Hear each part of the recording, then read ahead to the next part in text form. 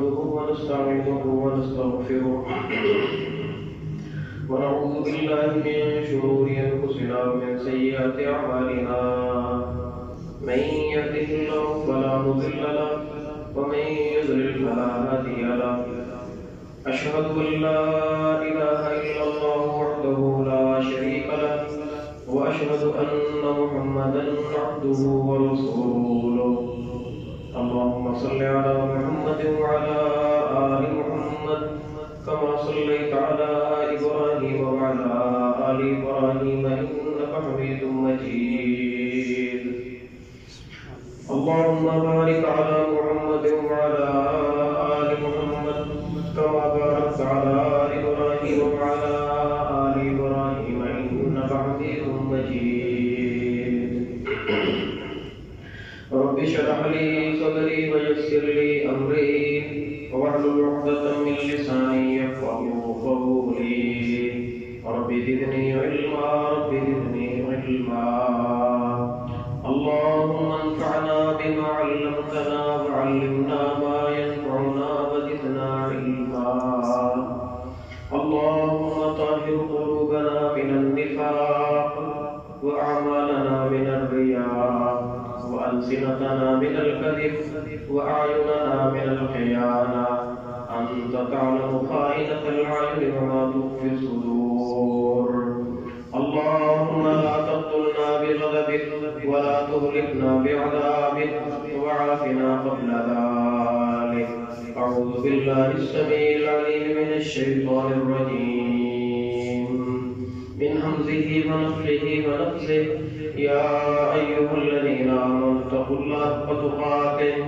ولا تموتن إلا وأنتم مسلمون يا أيها الناس اتقوا ربكم الذي خلقكم من نفس واحدة وخلق منها زوجها وبث منهما رجالا كثيرا ونساء واتقوا الله الذي تساءلون به والأرحام إن الله كان عليكم رقيبا يا أيها الذين آمنوا اتقوا الله وقولوا قولا سديدا يصلح لكم أعمالكم ويغفر لكم ذنوبكم ومن يطع الله ورسوله فقد فاز فوزا عظيما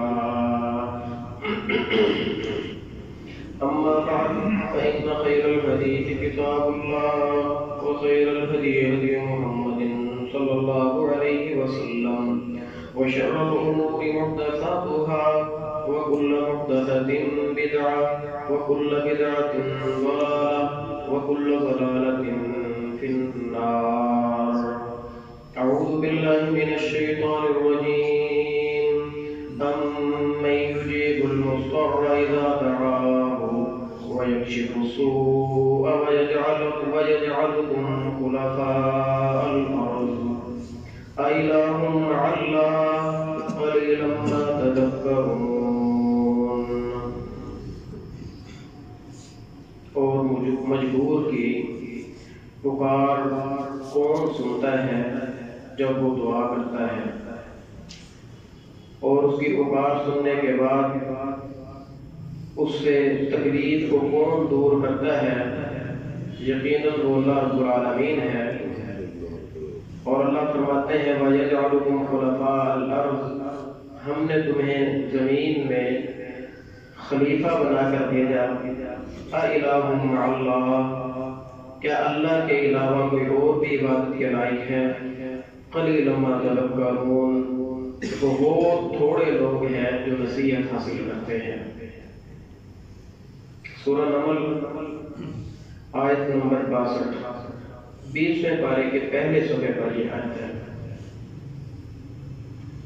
اَمَّن يُجِيبُ الْمُضْطَرَّ مضطر بے بس لاچار اور بے یار و مددگار جس کے ہر طرف سے دروازے بند ہو چکے ہوں بے بس اور لاچار اس کا سب سے اقرب معنی ہے مضطر بیچارہ جس کا کوئی تنگی سے نکلنے کا راہ نہ ہو پریشان اور عجیب اس کی صورت بن چکی ہے. اللہ فرماتے ہیں اس بے بس اور لاچار کی کون سنتا ہے؟ وَيَكْشِفُ السُّوءَ، صرف سنتا ہی نہیں ہے، سننے کے بعد اس کی بے بسی کو ختم بھی کرتا ہے. پھر اللہ نے انسانوں کو ان کی اہمیت بتائی. وَيَجْعَلُكُمْ خُلَفَاءَ الْأَرْضِ، زمین پر میں نے تمہیں حکومت دی ہے، زمین پر تمہیں اپنا نائب بنایا، یعنی اللہ کے حکم کو دنیا پر لاگو کرنے والا بنایا. تم جب بے بس ہوتے ہو، جب پوری دنیا کے وسائل ذریعے ختم ہو جاتے ہیں، جب ایک ہی تمہارا جملہ ہوتا ہے کہ بس یہ اللہ ہی حل کرے گا، جب تم ہر طرف کے دھکے کھانے کے بعد آخر میں رب کے در پر آتے ہو، الہ مع اللہ، انصاف سے بتاؤ، جب تم نے سب جگہوں سے گھوم گھام کر آنا جب اللہ کے پاس ہے، الہ مع اللہ، اب بتاؤ کہ اللہ کے علاوہ کوئی اور ہے عبادت کے لائق؟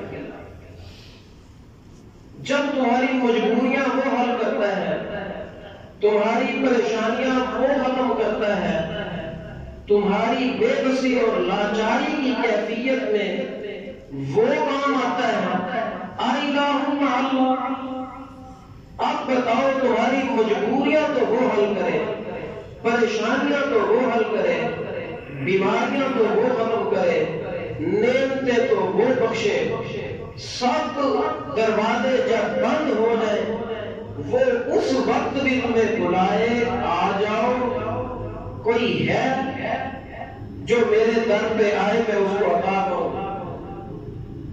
دنیا کی ہر عدالت یہ اعلان کرتی ہے کہ جس کے پاس کوئی دلیل ہو، دلیل لاؤ، کوئی ثبوت لاؤ، کوئی سند لاؤ، کوئی جعلی کاغذ لے آؤ، چلو ہم کچھ نہ کچھ اپنا اختیار استعمال کر لیں گے، پھر ہم تمہیں فلاں سیل دلا دیں گے. کوئی نقلی کاغذ لے کر آؤ، ہم پھر تمہارا یہ کام کر دیں گے، کاغذی کاروائی تو پوری ہونی چاہیے. اللہ فرماتے ہیں قل، اعلان فرماؤ، یا عبادی الذین اسرفوا علی انفسہم لا تقنطوا من رحمت اللہ. ایک افسر ہو، اس کے پاس کوئی عہدہ ہو اور وہ کسی دوست کو دلوانا چاہتا ہے، وہ اس سے کہتا ہے کوئی نہ کوئی نقلی کاغذ لے آؤ، چلو کچھ نہ کچھ ثبوت کے طور پر تو ہونا آپ کے پاس. اور اللہ فرماتا ہے یا عبادی الذین اسرفوا علی انفسہم، میرے بندوں کو یہ بتاؤ جو گناہوں کی دلدل میں پھنسے ہوئے ہیں، گناہوں کی دلدل میں پھنسے ہوئے ہیں، بڑی غلطیاں ہو گئی ہیں، بڑی کوتاہیاں ہو گئی ہیں، بہت لمبا عرصہ غفلت میں گزر چکا ہے، ان کو بتاؤ یہ غفلت ان کے لیے مایوسی کا سبب نہ بنے. یہ جس خالق کی مخلوق ہے اس خالق کی رحمت سے بڑھ کر ان کے گناہ نہیں ہو سکتے. لا تقنطوا من رحمت اللہ، میری رحمت سے مایوس نہ ہو. رحمت سے مایوس ہو جانا یہ سب سے بڑی برائی ہے، سب سے بڑی عقیدے کی خرابی ہے. اب یہاں پر اللہ کی رحمت کے حوالے سے، اللہ کی دعاؤں کے قبول کرنے کی صفت کے حوالے سے بھی یہی بات کی گئی کہ جب تم ہر طرف سے سارے پاپڑ پیر لینے کے بعد جب پھنس جاتے ہو، بیچارے ہو جاتے ہو، پھر تمہاری مجبوریوں میں تمہیں کون سہارا دیتا ہے، تمہیں مشکل کشا کون نظر آتا ہے، تمہیں حاجت روا پھر کون نظر آتا ہے، پھر تم بگڑی بنوانے کے لیے کس کے در کی طرف جاتے ہو؟ جب سارے طرف سے بگڑی بنانے والے فیل ہو جاتے ہیں، جب تمہارے سارے حاجت روا فیل ہو جاتے ہیں، جب تمہارے سارے مشکل کشا وہ فیل ہو جاتے ہیں، تب میرے پاس آتے ہو جب سارے پاپڑ پھیلنے کے بعد آنا میرے پاس ہے، اللہ تم پہلے انصاف کیے نہیں کرتے؟ کیا اللہ کے علاوہ کوئی اور بھی معبود ہے؟ جب مشکلیں وہ حل کرے، آہواری وہ سنے، مجبوریوں سے وہ نکالے، بگڑے ہوئے کام وہ سنبھالے، اور تمہارے سارے کام بنانے والا وہ ہے، تو عبادت کے لائق بھی وہی ہے، عبادت کے لائق بھی وہ ہے۔ دعاؤں میں سب سے عام سبب عقیدہ توحید ہے۔ بندہ مانگے اللہ سے، عبادت غیر اللہ کی کرے، نظر و نیاز غیر اللہ کے نام پر ہو، یہ بندہ، اس کا عقیدہ شرک اس کی دعاؤں میں سب سے بڑی رکاوٹ ہوتی ہے۔ یہ تو عقیدہ توحید کے حوالے سے چند باتیں میں نے آپ کے گوش گزار کی۔ ہم آپ کے سامنے دعاؤں کے آداب کے حوالے سے عرض کر رہے تھے کہ دعاؤں کی قبولیت میں ایک عام ذریعہ یہ ہے کہ جو جائز وسیلے ہیں ان جائز وسیلوں کا استعمال کیا جائے، جائز وسیلوں کا استعمال کیا جائے۔ جائز وسیلے قرآن اور سنت کی روح سے تین طرح کے ہیں، دو پر تفصیلی بات ہو چکی۔ ایک وسیلہ یہ ہے کہ بندہ اپنے نیک عمل کا واسطہ دے، اس پر تین بندے جو غار میں پھنس گئے تھے ان کی تفصیلی حدیث میں نے آپ کے سامنے رکھی تھی۔ نیک عمل بندے کے پاس ہونا چاہیے، اس کا واسطہ دے کر مجبوریوں میں اللہ سے بات منوا سکے۔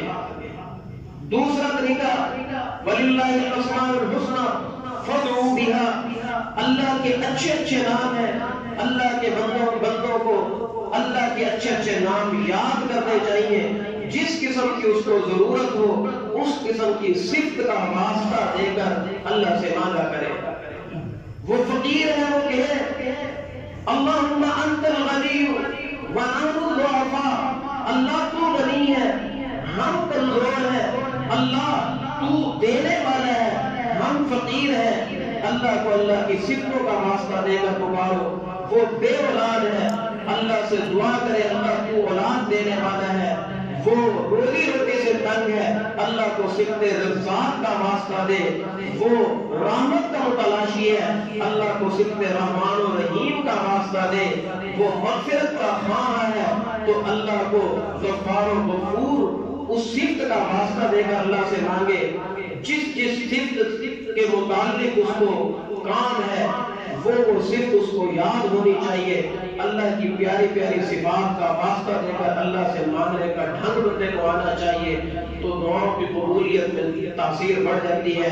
اللہ یہ بات ہم سب کو نصیب فرمائے۔ اس کے بعد تیسرا امر وہ یہ ہے کہ بندہ کسی نیک آدمی سے دعا کروائے۔ اس کے لیے دو قاعدے آپ کو میں نے بتائے تھے۔ ایک یہ ہے کہ اس نیک آدمی کا، اس اللہ کے بندے کے متعلق جس کے متعلق آپ کا خیال ہے یہ اللہ کا نیک بندہ ہے، اس کا ظاہری جو معاملہ ہے وہ شریعت کے مطابق ہونا چاہیے۔ وہ کبھی نیک نہیں ہوتا، وہ کبھی اللہ کا بری نہیں ہوتا، وہ کبھی اللہ کا مقرب نہیں ہوتا جو ظاہراً شریعت کی خلاف ورزی کرنے والا ہو، جو نماز نہیں پڑھتا، جو طہارت کا بندوبست نہیں کرتا، جو اس کے علاوہ شریعت کی صریح مخالفت کرنے والا ہو، وہ اللہ کا ولی نہیں ہو سکتا۔ اللہ کے ولی ڈھونڈنے کا طریقہ میں نے آپ کو بتایا تھا، اللہ کے اولیاء اللہ کے گھروں میں ملتے ہیں۔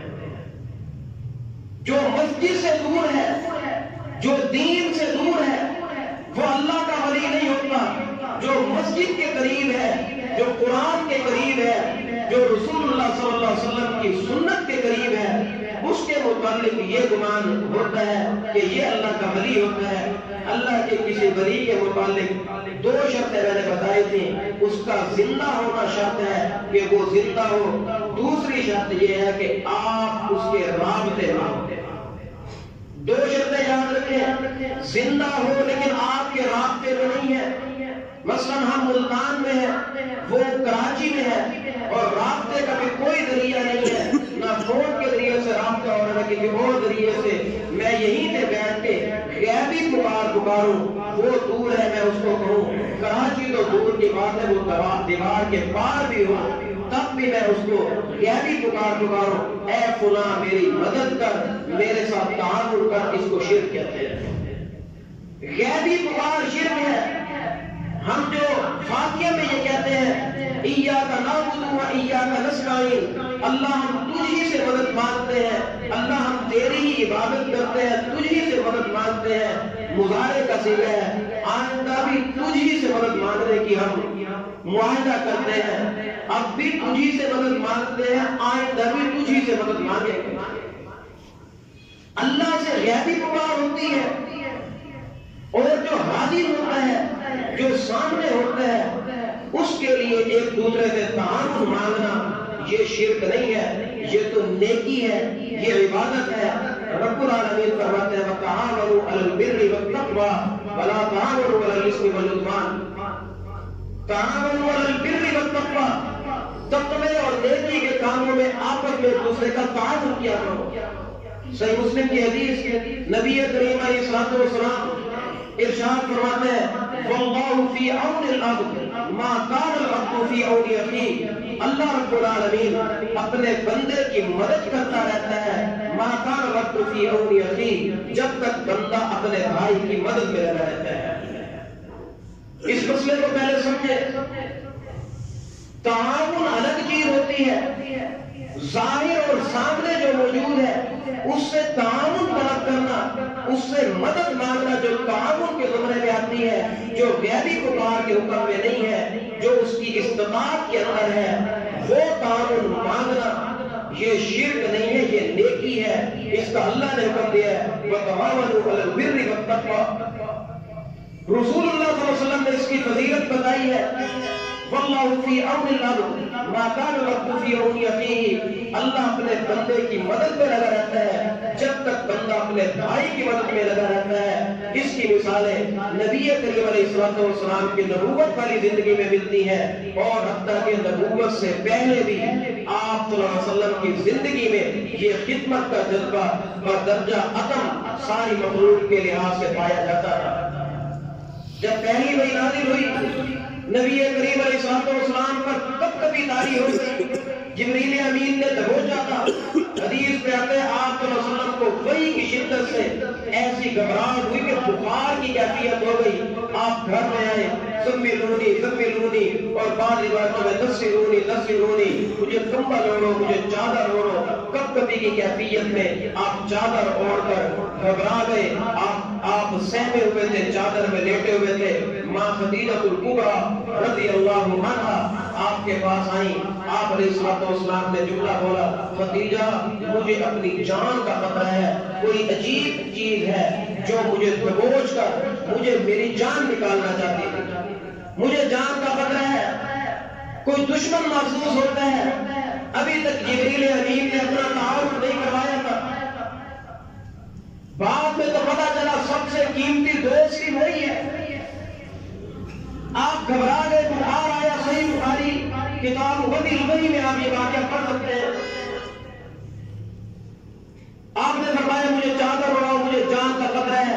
سیدہ خدیجہ رضی اللہ عنہ نے قسم اٹھا کر جو بات کی تھی یہی صرف بیان کی تھی، تعاونوا علی البر والتقویٰ، کہا تھا اللہ کی قسم اللہ آپ کو کبھی ضائع نہیں کرے گا۔ کیوں؟ آپ تحمل الکل ہیں، آپ بوجھ اٹھاتے ہیں لوگوں کا اپنے کندھوں پر، اور آپ مریضوں کی تیمارداری کرتے ہیں، آپ مہمانوں کی مہمان نوازی کرتے ہیں، آپ بے بگان کی کفالت کرتے ہیں، آپ مجبوروں کے لیے سہارا بنتے ہیں، آپ خدمت کا جذبہ رکھنے والے انسان ہیں۔ بھلا ایسی خدمت کرنے والے کو کوئی اللہ ضائع کر دے گا؟ اللہ کی قسم اللہ آپ کو ضائع نہیں کرے گا۔ تو میں آپ کو عقیدے کا مسئلہ سکھا رہا تھا، جو لوگ اللہ کے اولیاء سے غیبی پکار مانگنے کے حوالے سے لوگوں کو ترغیب دیتے ہیں کہ فلاں بزرگ کا واسطہ دے کر، یا یہ جو ہمارے معاشرے میں بیعت کا سلسلہ چلتا ہے کہ ایک گدی نشین وہ کسی انسان سے بیعت لیتا ہے، اس کے متعلق اس کا یہ عقیدہ ہوتا ہے یہ بڑی اونچی سرکار ہے، یہ اللہ کا ولی ہے، اللہ کا مقرب ہے، وہ اس سے مختلف قسم کے ذکر و اذکار چلے کشیاں کروانے کے بعد وہ اس کو اپنا خلیفہ بنا لیتے ہیں، اس کو اپنے ہاتھ پر بیعت کروا لیتے ہیں، پھر اس کو کہتے ہیں کہ جب بھی تجھے مشکل ہو بس تو مجھے پکار، میں اللہ کو پکاروں گا، تیری میرے سامنے، میری اللہ کے سامنے، کیونکہ اللہ تک پہنچنے کے یہ سٹیپ ہوتے ہیں۔ نہیں محترم بھائیو، ان لوگوں کو جب ہم کہتے ہیں کہ وہ بزرگ جس کو تم پکارتے ہو، ہم اس کی بزرگی میں، ہم اس کی ولایت میں، ہم اس کی نیکی میں کوئی شک نہیں کرتے اگر ظاہر و شریعت کا پابند ہے، ہم شک نہیں کرتے۔ آپ مثال لے لو، جن کی ولایت اللہ نے بیان کی، جن کی نیکی اور بزرگی رسول اللہ صلی اللہ علیہ وسلم نے بیان کی، میری مراد خلیفہ رابع سیدنا علی رضی اللہ عنہ، سیدنا علی رضی اللہ عنہ اس وقت کہاں ہے آپ کو معلوم ہے؟ اس وقت سیدنا علی رضی اللہ عنہ دنیا کے زندہ لوگوں میں نہیں ہے، وفات کے بعد جو اللہ کے مقرب لوگ جہاں ہوتے ہیں اعلیٰ علیین میں ان کی روح ہے، اور سیدنا علی رضی اللہ عنہ کا جسد اطہر وہ قبر میں ہے۔ اس وقت ان کی قبر ہمارے ملک میں نہیں ہے، کوفہ میں خلیفہ تھے، وہیں پر فوت ہوئے، سیدنا علی رضی اللہ عنہ موجود نہیں ہے، ان کا جسد اطہر قبر میں ہے، ان کی روح رب العالمین کے پاس ہے۔ اب بتاؤ، جو بندہ یہاں سے بیٹھ کر سیدنا علی رضی اللہ عنہ کی محبت میں کہے یا علی مدد، اے علی میری مدد کر، اس نے کیا عقیدہ اپنایا ہے سیدنا علی رضی اللہ عنہ کے متعلق؟ یا علی مدد میں جب کہہ رہا ہوتا ہے یعنی اس کا یہ عقیدہ ہوتا ہے سیدنا علی رضی اللہ عنہ وہاں پر قبر میں میری مدد کرنے پر قادر ہے، اور جو فوت شدہ کے متعلق جو شخصیت قبر میں جا چکی ہو، قبر والی شخصیت کے متعلق دور بیٹھے ہوئے یہ عقیدہ رکھے کہ فلاں بندہ میری مدد کرنے پر قادر ہے۔ الہ مع اللہ، مجھے بتاؤ اللہ کے علاوہ کوئی عبادت کے لائق ہے؟ یہی تو اللہ نے کہا ہے، اَمَّن یُجِیبُ الْمُضْطَرَّ اِذَا دَعَاهُ، کون مجبور اور بے کس کی دعا کو قبول کرتا ہے، وَيَكْشِفُ السُّوءَ، اور اس سے پریشانیوں کو ٹالتا ہے، وَيَجْعَلُكُمْ خُلَفَاءَ الْأَرْضِ، زمین میں تمہیں وہ حکومت دیتا ہے، اور الہ مع اللہ، ساری پریشانیاں وہ حل کرتا ہے، مددیں وہ کرتا ہے، اللہ کرتا ہے، الہ مع اللہ، اور اللہ والی صفت تم غیروں کو دیتے ہو۔ اللہ کو قبول پسند نہیں ہے کہ اللہ کی صفت وہ غیر اللہ کو دی جائے۔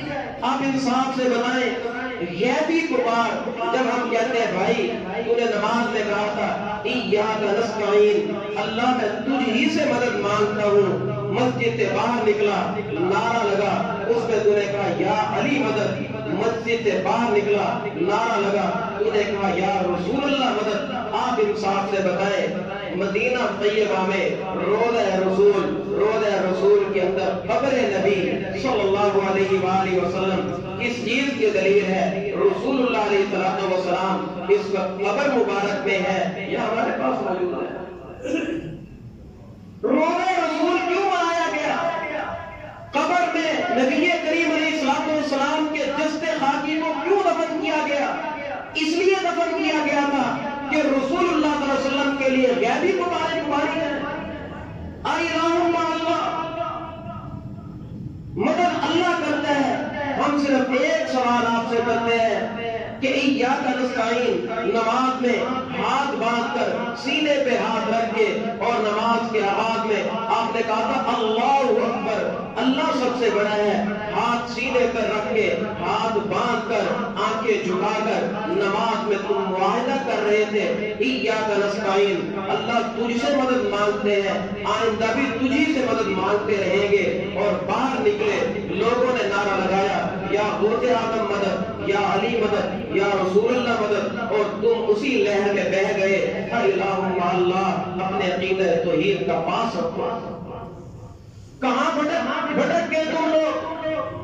صرف انصاف سے بتاؤ، یا نماز میں معاہدے میں جھوٹ بول کر آئے ہو، یا اب باہر جا کے جھوٹ بول رہے ہو؟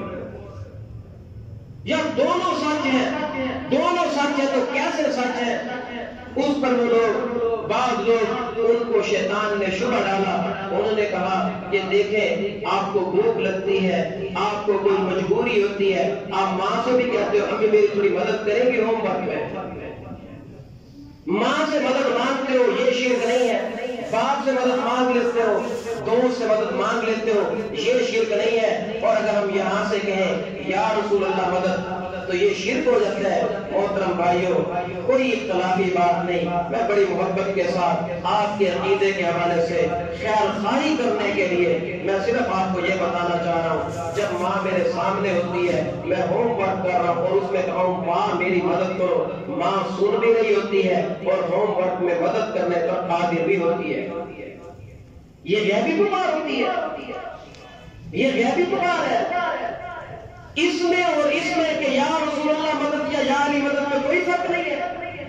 انصاف سے بتائیں، غیبی پکار جو ہوتی ہے یہ جو ہے یہ فقط اللہ کے لیے خاص ہوتی ہے. یہ تو آپس کا تعاون ہے.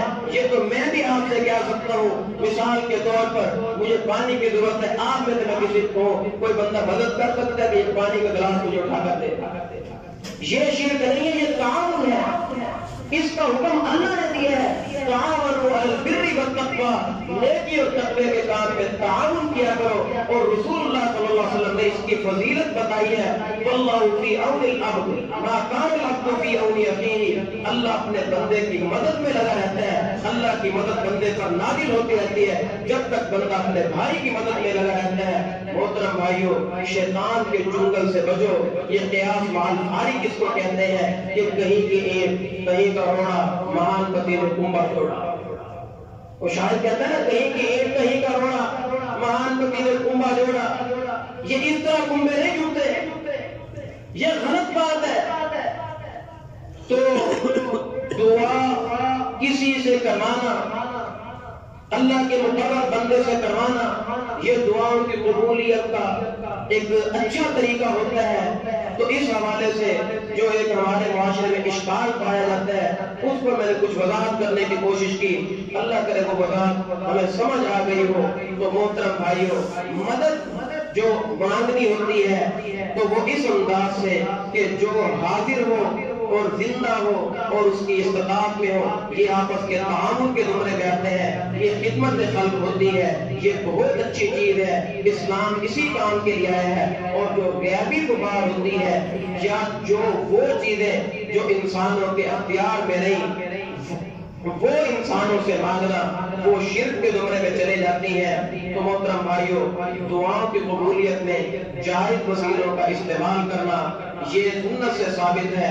اور نبی کریم علیہ السلام کے صحابہ بھی یہ کام کیا کرتے تھے. اور وہ کیا ہے، جب تک امام الانبیاء جناب محمد رسول اللہ صلی اللہ علیہ وسلم آپ کے اندر حیات تھے، صحابہ کرام آپ صلی اللہ علیہ وسلم کے پاس آیا کرتے تھے. صحیح البخاری کی حدیث ہے، نبی کریم علیہ السلام کے صحابی خلیفہ ثانی عمر بن خطاب رضی اللہ عنہ کی خلافت کے عہد میں ایک دفعہ 5 سال کی کیفیت ہو گئی.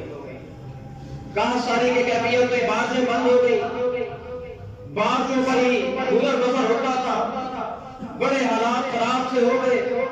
عمر بن خطاب رضی اللہ عنہ نے اس موقع پر حدیث صحیح ترین ہے لفظ وسیلہ استعمال کیا. اور محترم بھائیوں، یہاں پر خیال کرنا، جو میں سمجھانا چاہ رہا ہوں اسی کو سمجھنے کی کوشش کرنا.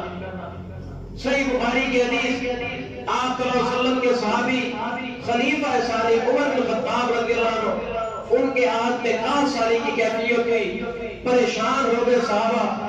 تو دعائیں کی. عمر بن خطاب رضی اللہ عنہ نے کہا بارش مانگنے کا طریقہ ہوتا ہے دعا استسقاء کی جائے. نماز ہوتی ہے 2 رکعت، کھلے میدان میں جا کر پڑھی جاتی ہے اور پھر دعا اللہ سے کی جاتی ہے. اس کو صلاۃ الاستسقاء کہتے ہیں. صلاۃ الاستسقاء کے لیے بندے کا انتخاب کرنا تھا، کون بندہ اللہ سے بارش مانگے ان سارے پریشان حال لوگوں کے لیے. عمر بن خطاب خلیفہ المسلمین ہے، انہی کا انتخاب ہوا. انہوں نے کہا اللہ سے جب میں نے مانگنا ہے تو چلیں ہم دیکھتے ہیں، میں نہیں بلکہ میں اپنی جگہ پر رسول اللہ صلی اللہ علیہ وسلم کے چچا عباس رضی اللہ عنہ کو کہتا ہوں کہ وہ اللہ سے مانگے ہمارے لیے بارش. تو میں عرض کر رہا تھا دعا کسی نیک آدمی سے کروانا جس کے متعلق یہ خیال ہو کہ یہ مجھ سے زیادہ اللہ کا مقرب اور قریب ہے. صحابہ کرام رضوان اللہ مجمعین رسول اللہ صلی اللہ علیہ وسلم کے اہل بیت اعظام علیہ السلام کا بے حد احترام کرتے تھے. عمر بن خطاب رضی اللہ عنہ نے دعا کروانے کے حوالے سے انتخاب کیا تو نبی کریم صلی اللہ علیہ وسلم کے چچا عباس کا انتخاب کیا. عباس رضی اللہ عنہ کے پاس گئے. عباس نے کہا ٹھیک ہے میں آپ کے لیے دعا کرتا ہوں. عباس رضی اللہ عنہ آئے, صحابہ جمع ہوئے. عمر بن خطاب رضی اللہ عنہ جب میدان میں پہنچے وہاں جا کر عمر رضی اللہ عنہ نے اللہ سے ان لفظوں میں التجا کی, پیش کیا عباس کو اور عباس سے کہا تم بھی دعا کرو, اور ساتھ اللہ کو دعا کی قبولیت کے حوالے سے یہ جملہ بولا اللہم انا کنا نتوسل بنبیک, اللہ ہم تیرے نبی کا وسیلہ تجھے دیتے تھے, فتسقینا تو ہمیں بارش دے دیتا تھا, پانی پلا دیتا تھا. اللہم انا کنا نتوسل الیک بنبیک, اللہ ہم تیرے نبی کا وسیلہ دیتے تھے. نتوسل وسیلہ ہوتا ہے, اللہ ہم تیرے نبی کا وسیلہ دیتے تھے. فتسقینا تو ہمیں پانی پلاتا تھا, بارش دیتا تھا. وَإِنَّا نَتَوَسَّلُ بِعَمِّ نَبِيِّكَ, اور اب وَإِنَّا یعنی الان, اب اِنَّا نَتَوَسَّلُ ہم کوئی جو کل تک تجھے تیرے نبی کا وسیلہ دیتے تھے, آج ہمیں اپنے اندر تیرا نبی جب نظر نہیں آ رہا تو بِعَمِّ نَبِيِّكَ اللہ تیرے نبی کے چچا کا وسیلہ دے رہے ہیں, تو اب ہمیں فَسْقِنَا, اب ہمیں تمہاری پلا رہے ہیں. انصاف سے بخاری کے جملوں کا ترجمہ آپ بتائیں ہمارے معاشرے میں اس سے جو وسیلے کے لفظ ثابت کیے جاتے ہیں کہ تم یہاں بیٹھ کر اپنے گاؤں میں کہتے ہو کہ فلاں کا وسیلہ فلاں کا وسیلہ فلاں کے وسیلے سے اللہ تو مجھے دے. اس جملے میں اور بخاری میں عمر بن خطاب رضی اللہ عنہ کے اس جملے میں کتنا فرق ہے, زمین آسمان کا فرق ہے. ہم یہاں بیٹھے ہوئے فوت شدگان کا فقط نام لیتے ہیں, اور عمر بن خطاب رضی اللہ عنہ مدینہ کے اندر دعائیں استسقا کر رہے ہیں. دو طریقے تھے. اگر عمر بن خطاب کا ہمارے معاشرے کے مطابق عقیدہ ہوتا تو کبھی بھی اللہ کی قسم اگر اٹھا کر کہوں تو میں قسم میں جھوٹا نہیں, عمر بن خطاب کبھی رسول اللہ کے چچا کے پاس نہ جاتے بلکہ قبر نبی کے پاس جاتے. کوئی ایک دلیل لائے کہ عمر بن خطاب رضی اللہ عنہ بارش مانگنے کی جب ضرورت ہوئی مدینہ میں قبر رسول عمر کی پہنچ میں تھی, عمر سے دور نہیں تھی, سب صحابہ کی پہنچ میں تھی. کیوں؟ عمر رضی اللہ عنہ عقیدہ توحید کے حوالے سے انتہائی حساس ترین شخصیت گزرے ہیں. قبر پر نہیں گئے کہ روضہ رسول پر چلے جاتے, جالی پکڑ لیتے. اس وقت تو جالی بھی نہیں تھی, ڈائریکٹ مٹی کی قبر پر لیٹنا چاہتے تو لیٹ بھی سکتے تھے. ان کی پہنچ میں تھی فقط حجرہ عائشہ کا. حجرہ عائشہ کے اندر نبی کریم صلی اللہ علیہ وسلم کی قبر مبارک تھی. نہ کوئی تاریخی روایت سے ثابت ہے, صحیح حدیث تو دور کی بات کسی ضعیف حدیث سے بھی ثابت نہیں ہے. ضعیف تو دور کی بات من گھڑت دلیل سے بھی کوئی بندہ ثابت نہیں کر سکتا کہ نبی کریم علیہ السلام جب فوت ہو گئے کوئی ایک صحابی آپ کی قبر پر گیا ہو, آپ کی قبر کی مٹی کو اس نے پانی میں گھول کر پیا ہو, یا مٹی سے اس نے تبرک حاصل کیا ہو, یا قبر پر بیٹھ کر آپ کو اپنی آہوزاری اس نے کی ہو صحابہ سے. یہ بعد میں طریقے ایجاد ہوئے محترم بھائیوں, یہ بعد میں طریقے ایجاد ہوئے. یہی طریقے تو شرک کی طرف لے جاتے ہیں. محترم بھائیوں, اپنے آپ کو شرک کی نجاست سے بچانے کی حد الامکان کوشش کیا کرو. کیوں؟ شرک وہ جرم ہے جس جرم کی اللہ کے یہاں معافی نہیں ہے. ہر جرم کی معافی ہو سکتی ہے, مشرک کی معافی نہیں ہے. اللہ نے صاف اعلان کیا ان اللہ لا یغفر ان یشرک بہ ویغفر ما دون ذلک. اللہ مشرک کی بخشش نہیں کرے گا. باقی جتنے مرضی بڑے سے بڑے گناہ لے کر آؤ, اللہ کی رحمت اتنی زیادہ ہے کہ اللہ سارے گناہ معاف کر دے گا. 100 قتل بھی کر کے آیا, اللہ نے معاف کر دیا, مشرک نہیں تھا. نباش کا صحیح بخاری کی حدیث ہے، صحیح مسلم میں بھی موجود ہے، میتوں کے کفن اتار کر روزی کمایا کرتا تھا۔ میتوں کے کفن اتارنا کتنا بڑا مجرم ہے، اور بھی بڑے گناہ۔ اللہ سے سچی معافی مانگی، اللہ نے معاف کر دیا اس کا۔ زانیہ فاحشہ عورت تھی، مشرک نہیں تھی، کتے کو پانی پلایا، اللہ نے اس کو معاف کر دیا۔ محترم بھائیوں، مشرک ہو جتنی مرضی وہ خدمتیں کرنے والا ہو، رسول اللہ صلی اللہ علیہ وسلم سے آپ کی رشتہ داری کی سچی محبت کرنے والا ہو، نبی صلی اللہ علیہ وسلم کو منع تو کر دیا گیا کہ مشرک کے لیے دعا نہ کریں، لیکن مشرک کے اللہ نے بخشش نہیں کی۔ آپ صحیح ہے کہ حدیثیں پڑھ کر دیکھیں، تاریخ انسانی میں نبی کریم علیہ السلام کی زندگی مبارک میں آپ کی رشتہ داری کی محبت جس بندے نے سب سے بڑھ کر کی ہے وہ جناب ابو طالب ہے۔ رسول اللہ صلی اللہ علیہ وسلم کے نسب کی وجہ سے ہم احترام کرنے کے پابند ہیں، لیکن ہم رضی اللہ عنہ کو نہیں کہہ سکتے۔ احترام صرف اس چیز کا ہوگا، میرے اور آپ کے آقا جناب محمد رسول اللہ صلی اللہ علیہ وسلم کے چچا ہیں، اور چچا کے متعلق رسول اللہ صلی اللہ علیہ وسلم نے فرمایا اما الرجل، یقیناً بندے کا جو چچا ہوتا ہے مثل ابی کے لفظ ہے کہ وہ باپ کے درجے پر ہوتا ہے۔ رسول اللہ صلی اللہ علیہ وسلم اس چچا سے محبت کرتے تھے۔ آپ صلی اللہ علیہ وسلم بڑی عاجزی کے ساتھ، بڑی محبت کے ساتھ اس کی وفات کے وقت صحیح ہے کہ حدیث ہے بخاری مسلم میں، اس کے پاس بیٹھے ہیں، بڑی منت کر رہے ہیں، کہہ رہے ہیں یا امی قل لا الہ الا اللہ، عقیدہ توحید کا اقرار کر لو، لا الہ الا اللہ ایک دفعہ کہہ دو تاکہ اللہ کی یہاں سفارش تو کر سکو۔ لیکن چچا نے فوت ہوتے ہوئے آخری جملہ یہ بولا، میں اپنے باپ دادا کے دین پر مر رہا ہوں۔ نبی کریم علیہ السلام اٹھ کر چلے گئے۔ صحیح حدیث ہے کہ آپ صلی اللہ علیہ وسلم فرماتے ہیں میرے چچا کو میری دعا کا سوائے اس کے کوئی فائدہ نہیں ہوگا کہ جہنم کا جو مشرک کے لیے سب سے گہرا طبقہ ہوتا ہے اس میں تو میرے چچا کو نہیں رکھا جائے گا۔ کیوں؟ میرے چچا نے اسلام کو کوئی نقصان تو نہیں دیا، مجھے بھی کوئی نقصان نہیں دیا، بلکہ ہمیشہ فائدہ دیا۔ ہاں جہنم کی سطح، بلکہ حدیث میں ہے 2 جوتے جہنم کے وہ پہنائے جائیں گے۔ مشرک جہنم سے نہیں نکل سکتا محترم بھائیوں۔ تو خدا اپنے عقائد کا جائزہ لو، عقائد کا جائزہ لو، ان باتوں کو کڑوا نہ سمجھو۔ یہ باتیں آپ کی آخرت کے لیے بے حد مفید ہے۔ تو دعاؤں میں یہ کرنا کہ کسی قبر والے کو جا کر پکارنا، یہ تو جب اللہ نے دعا کا بیان کیا وہیں پر اللہ نے توحید کا تذکرہ کیا۔ کیوں؟ دعاؤں کے ذریعے سے ہی شرک ہوتا ہے۔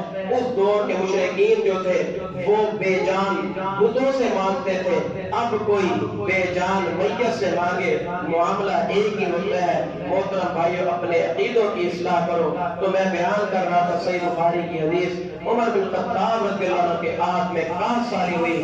قحط کے وقت عمر بن خطاب مدینہ میں رہ رہے ہیں، مدینہ کے اندر ہی قبر رسول ہے، قبر پر نہیں گئے بلکہ جو آپ کا چچا زندہ ہے اور مسلمان ہے سیدنا عباس، ان کے پاس گئے، ان سے کہا کہ دعا کیجیے۔ عباس نے دعا کی، نبی کریم علیہ السلام کے چچا نے دعا کی تو اللہ نے مسلمانوں کو بارش عطا کروا دی۔